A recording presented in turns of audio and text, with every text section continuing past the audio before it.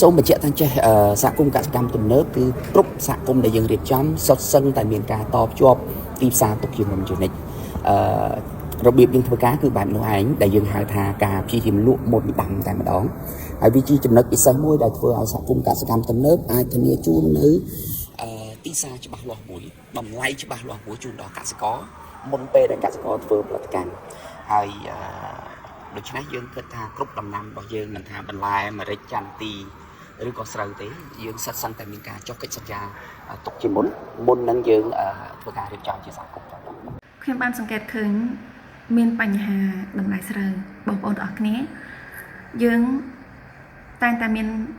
ការឈឺឆ្អាលហើយនឹងការតាមដានទាំងអស់គ្នានៅតម្លៃស្រូវដែលបងប្អូនប្រជាពលរដ្ឋខ្មែរយើងប្រជាកសិករខ្មែរយើងដែលបាន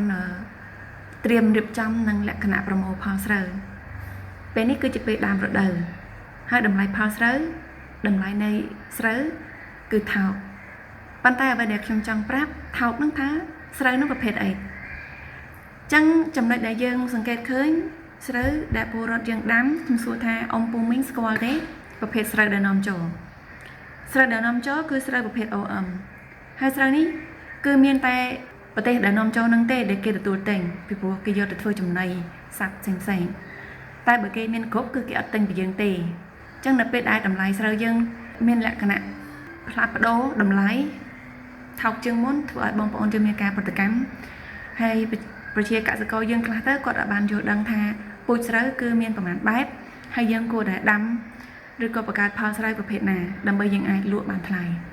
នៅក្នុងបញ្ហានេះខ្ញុំមិនចង់ឲ្យបងប្អូនទាំងអស់គ្នាមានការយល់ច្រឡំអញ្ចឹងអ្វីដែលយើងបានដឹងព័ត៌មានកន្លងមកគឺក្រសួងកសិកម្មបានចេញសេចក្តីប្រកាសអំពីទិន្នផលស្រូវយើងដែលបានប្រមូលផលហើយយើងក៏បាននាំចេញទៅក្រៅស្រុកប្រភេទជាអង្ករខ្មែរយើងប៉ុន្តែអង្ករនេះអ្វីដែលខ្ញុំបានដឹងគឺសហភាពអឺរ៉ុបគេបានឲ្យដឹកជញ្ជូនមកស្រុកខ្មែរវិញអ្វីដែលយើងប្រៀបធៀបជាមួយនឹងប្រទេសជិតខាងយើងខាងវៀតណាម 5% ខាងឥណ្ឌា 18% ខាងថៃ 4% ខ្មែរ 2% គឺជាទិន្នន័យដែលបានគ្រប់គ្រងនឹងអង្គនាំចេញទៅបរទេសចំណុចនេះបងប្អូនយើងដឹងទេហេតុអីបានជាយើងមានតែ 2% វាបញ្ហាជាមួយនឹងនៅក្នុងគ្រាប់អង្គគឺមានសារធាតុកាកសំណល់ថ្នាំចំណុចនេះហើយដែលគេមិនអាចបញ្ជាទិញបានច្រើន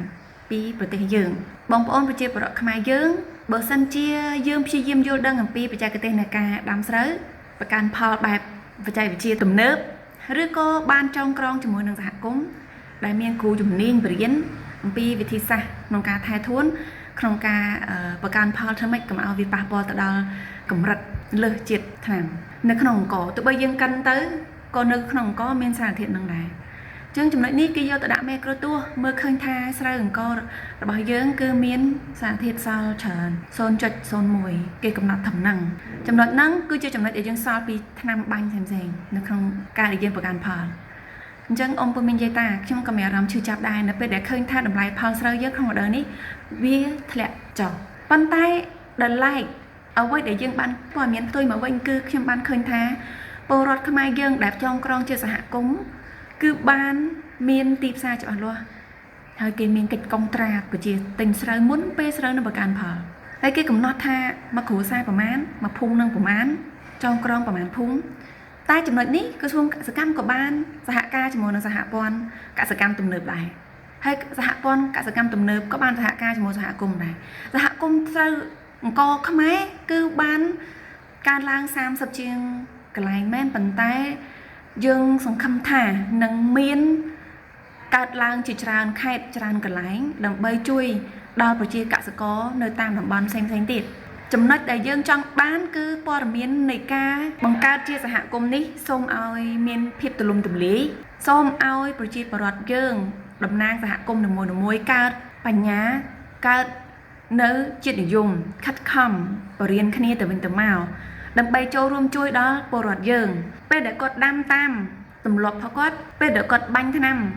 លើសកម្រិតរបស់គាត់គឺធ្វើឲ្យស្រូវអង្គលក់ចាត់កើតទីផ្សារស្រូវគឺជាទីផ្សារដែលយើងពាក់ព័ន្ធជាមួយនឹងសកលលោកដែរបើសិនជានៅក្នុងពិភពលោកនេះប្រទេសឥណ្ឌាគេបញ្ចេញច្រើនពីស្តុកគេអញ្ចឹងវាប៉ះពាល់ជាមួយនឹងបងប្អូនយើងដែល ដែលយើងកំពុងតែដាំនៅក្នុងស្រុកខ្មែរគឺយើងអត់ដឹងទេថានៅក្នុងពិភពលោកគេមានទីផ្សារសេរីហ្នឹងចាទីផ្សារនេះឯងទាមទារឲ្យមានគុណភាពល្អសុវត្ថិភាពនៅក្នុងគ្រាប់អង្ករទើបគេនាំចេញបានច្រើនរដ្ឋាភិបាលខ្មែរបើតាមខ្ញុំសង្កេតឃើញព័ត៌មានកន្លងមកគឺលោកតែងតែខិតខំចាប់ដៃគូហើយនឹងកិច្ចសហប្រតិការយ៉ាងស្អិតរមួតចំពោះវិស័យកសិកម្មហ្នឹងណាជាមួយសហភាពអឺរ៉ុបហើយក៏ចាប់ដៃជាមួយនឹងប្រទេសចិនបានច្រើនដែរកន្លងមកនេះយើងឃើញសមិទ្ធផលច្រើនប៉ុន្តែដល់ពេលដែលយើង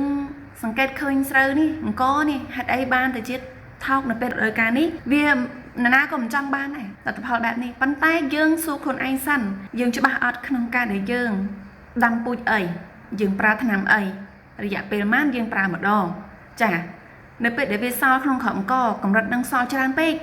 ជាមិនផុតទេពីការដឹកជញ្ជូនត្រឡប់មកប្រទេសយើងវិញដល់ឡែកនៅខែមករាដើមឆ្នាំ2025ដែលខ្ញុំបានដឹងគឺសហភាពអឺរ៉ុបបានបញ្ជូនអង្ករកម្ពុជាត្រឡប់មកវិញ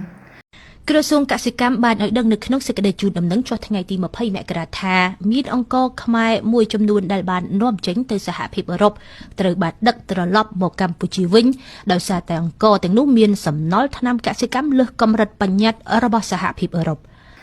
ដោយហេតុតែព្រោះនេះជាព័ត៌មាននៃក្រសួងកសិកម្មចា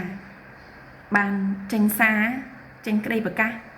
ហើយមិនត្រឹមតែប៉ុណ្ណោះព័ត៌មានផ្សេងៗក៏គេបានចុះផ្សាយច្រើនដែរស្ដីអំពីការនៅសល់កាកសំណល់ចិត្តថ្នាំនៅក្នុងគ្រាប់អង្ករច្រើនពេកអញ្ចឹងយើងសួរខ្លួនឯងបងប្អូនយើងទាំងអស់គ្នាអង្គពូមីងយាយតាដើម្បីឲ្យយើងមានទីផ្សារទូលំទូលាយជាងមុនគឺយើងគួរណាតែយើងចងក្រងសហគមន៍ឬក៏ចូលរួមជាមួយនឹងប្រធានសហគមន៍ហើយសហគមន៍ដែលខ្ញុំបានធ្លាប់ឃើញគឺនៅខេត្តព្រះវិហារបច្ចុប្បន្ននៅភូមិខ្នល់បែកគឺមានខាងសហគមន៍គេចោះទៅជួបពលរដ្ឋប្រជាកសិករដើម្បីនិយាយពីទិន្នផលនិយាយពីការចងក្រងចូលជាសមាជិកដើម្បីចូលរួមក្នុងការបង្កើននៅផលស្រូវដែលមានស្តង់ដារហើយមានទីផ្សារច្បាស់លាស់ទំនាក់ទំនងផ្សព្វផ្សាយពាណិជ្ជកម្មផលិតផលខ្មែរកសិផលខ្មែរគ្រប់ប្រភេទតាមរយៈលេខទូរស័ព្ទ086 92 89 98និងតាមរយៈលេខទូរស័ព្ទមួយខ្សែទៀត061 96 96 12សូមបញ្ជាក់ថារាល់ការទទួលពាណិជ្ជកម្មផ្សព្វផ្សាយទាំងនេះស្ថាប័នយើងខ្ញុំមិនគិតថ្លៃសេវានោះទេ